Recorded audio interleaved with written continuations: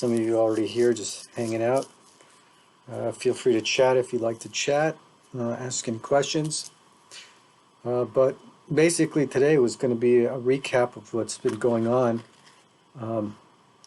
in the World Cup matches, and they have a bit of a break next couple of days, today and tomorrow, and they'll resume play on Friday. So I'm just going to go through some different groups we have here. Okay, so Group A, which was the first group everyone got to see, you had Qatar, Ecuador, Senegal, and the Netherlands. And it seems rather obvious that after the first group games, it's quite obvious that that the Netherlands was going to come on top, and obviously they did. Sorry folks, just trying to clear my desktop here. Still trying to get used to the routine of streaming, and as I'm setting things up, it's just interesting how many things there are to keep in mind as I'm going through these things. It's to end up with all these windows open, and it becomes a little complicated. But in any case, yeah, so again, Group A, it was very obvious the Netherlands was going to come out on top. Ecuador, played okay. Qatar really wasn't much to talk about, and Senegal either. But yeah, it's come down to looking like it's the Netherlands, and they will be facing Argentina on Friday, December 9th at 2 p.m. I believe that's Eastern Standard Time. We're going to be looking now at Group B. Group B, we had England, Iran, USA, and Costa Rica, sorry.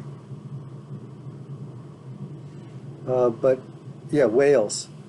And Wales was an interesting surprise to see them qualify. Most people were thinking it would have been England. Did USA really have a chance in that group?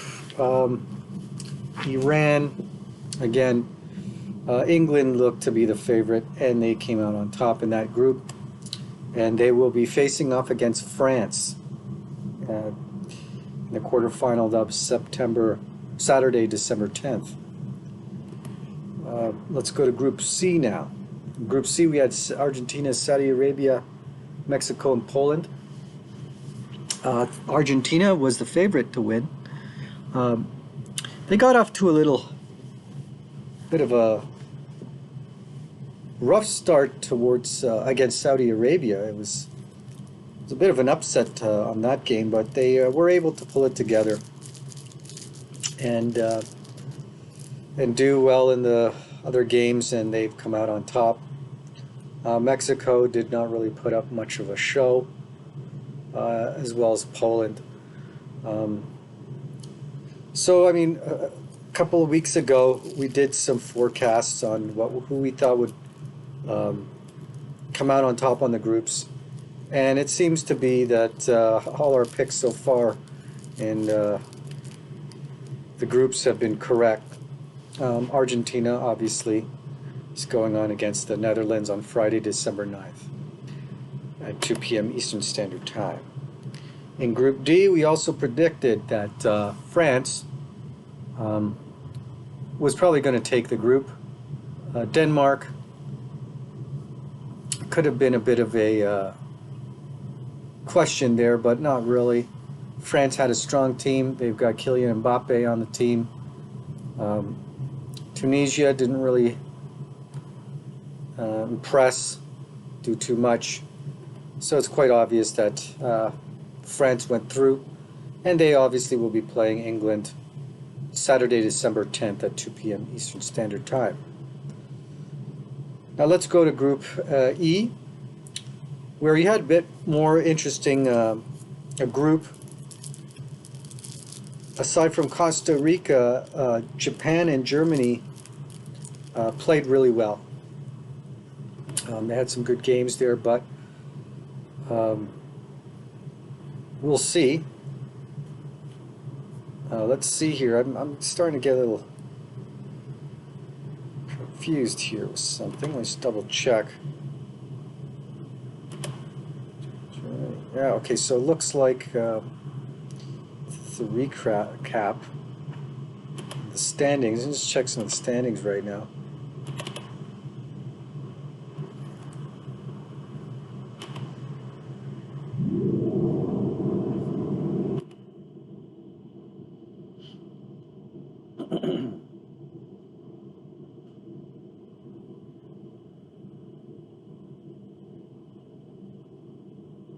So it looks like Japan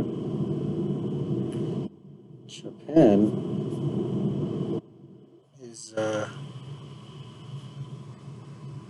ahead in their group, in Group E. So I'm wondering if that check the bracket here. Yeah. So yeah, it looks like Morocco did beat out Spain on points there, and yeah, and penalties.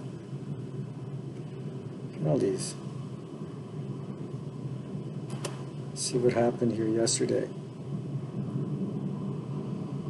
Yeah, I went to Morocco there. I mean,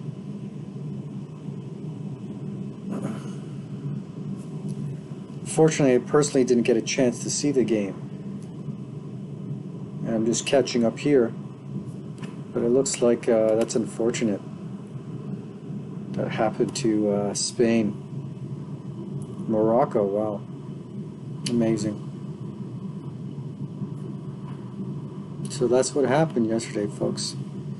And Portugal obviously completely dominated Switzerland.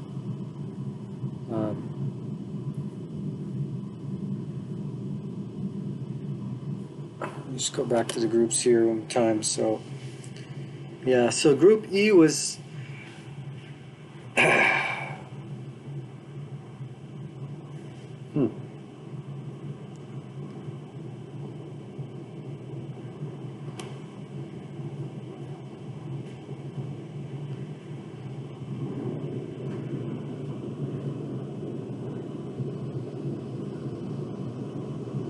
yeah.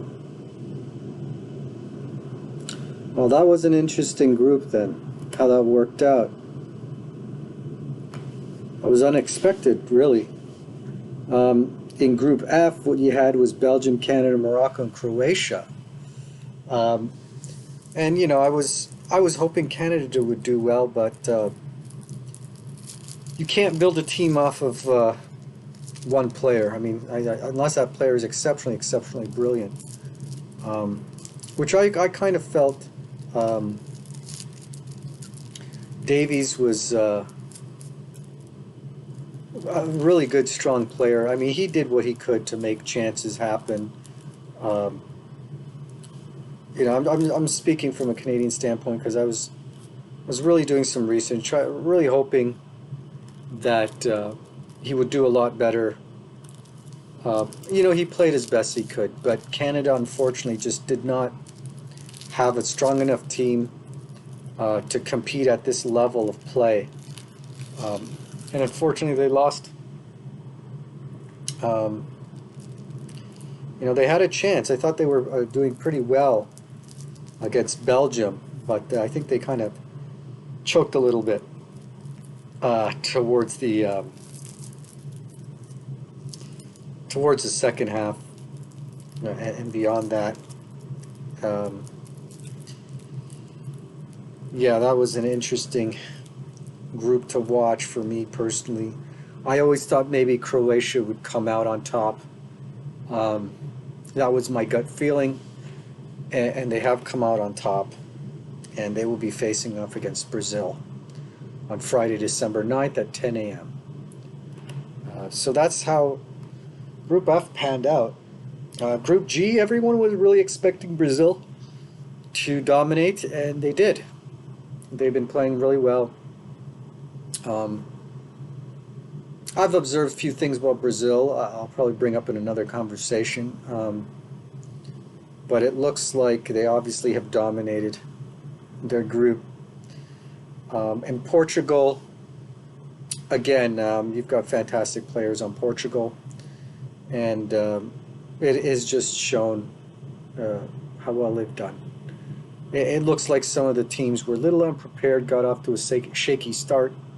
But they've really quickly, the ones that you expected to do well, that I forecasted to do well, really picked up the pace and are really just dominating right now. So that's how the groups went. It looks like Ronaldo didn't play the last Portugal game. I'm trying to get some information on what happened there. If anybody knows, please let us know what happened. Why he was benched. Possibly will they play him the next game? I think so. I think so. But the question now remains in the standings. Let's look at the standings. A big story is with Lionel Messi. He still has yet to have a World Cup under his belt, and Maradona. Apparently, I think he tied Maradona for goals scored in World Cup showing or play, but he still has yet to attain the World Cup. So I think this is going to be really a big fight with Argentina against Netherlands. If they play Messi, I think he's really going to want this. And between Croatia and Brazil, I think I'm going to put my money on Brazil on that one, just based on what I've seen. They've got a fantastic team, some great offense on Brazil. With England and France, again, this is another tough one, but I think I'm going to go with France. Mbappe is just such a force to be reckoned with, a playmaker, a goal scorer.